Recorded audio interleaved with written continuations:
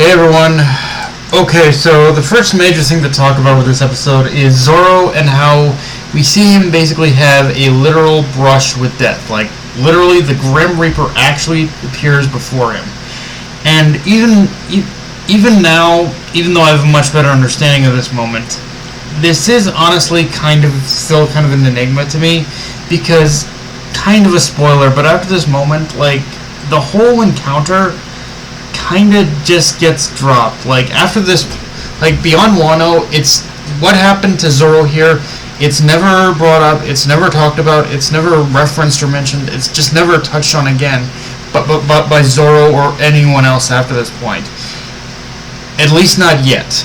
Because, that's the thing, for the longest time after this moment, I was straight up confused. Like, what was this supposed to mean? What was Oda trying to tell us if he wasn't even going to do anything with it? Because, again, at the time, I thought what Oda was doing was he was pulling a bit of a Kakashi where Zoro would end up meeting, like, a member of his family or his father or grandfather or something like that.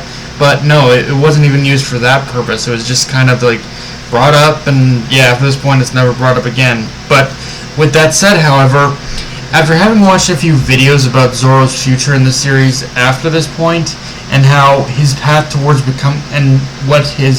how he'll achieve his path towards becoming the greatest swordsman, I think what Oda's done here is basically press upon the idea that after this encounter, Zoro will have conquered another plane of existence, so to speak. Because when you look at a lot of Zoro's techniques and his frame of reference for the naming scheme, there is a particular emphasis put upon the planes of existence. For example, Free Sword Style, crossing the six paths, Purgatory Onigiri, and his latest technique that he used to defeat King. All references to a plane of existence: Hell, Purgatory, and just the six paths of life.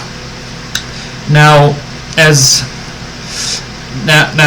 of course, all these in a reference to a plane of existence of sorts. Of course, in a lot of those cases, it's never in a lot of these cases as well, it's never really meant to be taken, like, completely literally. It's just sort of like a means in which Zoro names his techniques. But with Zoro having Enma in hand as, like, a literal sword, like, named after a god of hell, a king or god of hell, as well as the display of power he used, it does make me think we are entering into literal territory now. Like, Zoro conquered the domain of hell when he defeated King, and now in this episode, I think we're seeing him and him being confronted by death. I think so. It's likely he'll have conquered death by the time he'll literally have conquered a plane of death of sorts after this moment. And so, like, what else am I supposed to think other than this is, like, setting up for Zoro to either having conquered that domain by the end of Wano, or it's the first step towards him conquering it. But yes, either way, you look at the series, it seems like the series is very much intending for Zoro to become that powerful. Like, with Enma in hand, he will conquer these planes of existence, and somehow, like, he will grasp onto their power in some way. Like, it's kind of fucking insane if you think about it, but, like, that's the only thing I can think of as what basically One Piece and Oda are doing with this. Like, it's the only thing, or at least alluding to, like, it's the only thing that makes any goddamn sense as to why he would even bring death and literal death into the equation of this.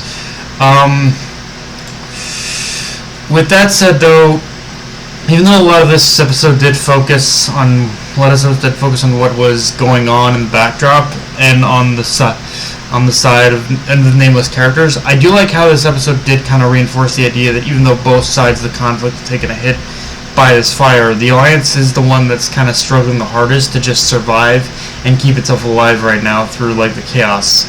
It's caused through the chaos it's caused among the ranks, and just everything becoming so disoriented, such a disoriented mess, with very few, like Jinbei, the Straw Hats, and even Izo just trying to keep the spirit alive. And again, it's not doing it to make us care about the nameless characters, but more so just the idea that Luffy really does need to beat Kaido now to prevent any an already bad situation from getting worse.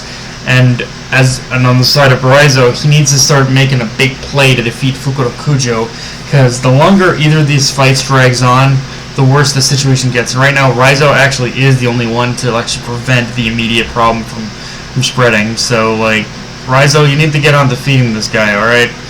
Also, I'm not gonna lie, I really like the way the animated Chopper's returned to his normal form. Like, it was just like a blur effect, nothing special, but even just a small addition of him, like cartwheeling or twirling out of the Mink Nurse's arms before becoming normal again was oddly hilarious to me. Of course, on a more serious note, I also like how Chopper, recognizing the risks of his own power and transformation, does also apply to Zoro and gave him at least an idea of what might be happening with Zoro right now. So yeah. Of course, with that said, obviously we do need to talk about the confrontation between Izo and CP0, because, yeah, you can pretty much see where this is headed. Unfortunately, there really is only one way this ends for Izo, and honestly, after everything we've come to know about him through the history of Wano and Oden, it does seem almost fitting that the place he dies is on the soil of his homeland, and where he was born. Izo might have been one of Whitebeard's commanders, but he was ultimately a son of Wano, and it is going to die here as well. And yeah, obviously the other huge moment to talk about in this episode is that whole back half where Law and Kid pull a complete 180 on Big Mom, and even though we don't see that the fight is still going to continue, this is also one of those things I love about this fight. It's a total back and forth, and it's requiring the combined efforts of both Kid and Law to take her down, because there's no other way to do it. Like, Big Mom, for whatever we see in this episode of her, just kind of her exhaustion of using her power, she still is a powerful pirate. She is one of the Yonko, and when you and even with knowing that Kid and Law, they had to take a few major hits before being able to take that big shot at Big Mom, and only after the distraction from their crews and even Chopper, like, having provided the opening, were they able to strike back. And I also really like how throughout this part of the episode, it's also made much more clear that expending all that energy is wearing Big Mom down. And so, like, yeah, there's so many little twists and turns to this fight that just really makes it so engaging to me. And yeah, it goes without saying that, but Kid's new punk form was how they animated like coming together, taking shape, all that shit.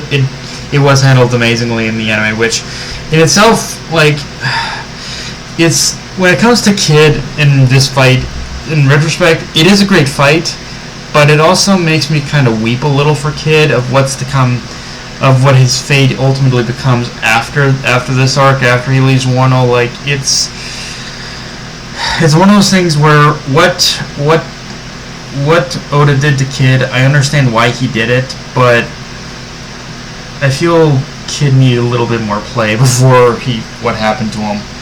And now, with that said, if there was one major complaint I did have with this episode, is that pacing-wise, it's kind of all over the place, in the sense where it felt like it was just jumping around a lot from one scene to another with a little too quickly, without settling in a moment or letting some certain emotions stick or whatnot. Like, it felt like it was just kind of jumping all over the place. Although, I will say, with all the scenes of her running around we've gotten, I'm glad to at least see Yamato finally take some action finally, and in what's going on, and they didn't like drag it out any longer. Like, they actually did show her doing some shit, like freezing the bombs and all that stuff. Like, yeah, I'm glad she's finally doing something, so to speak. But yeah, guys, that's pretty much all I got for this review. If you enjoyed the video, like, comment, subscribe. I'm on Twitter, Analyst, Crunchyroll. Be sure to notification bell, hit the subscribe button, and just shove it around, guys. Dark Knight of Enemy, signing off. Later, everyone.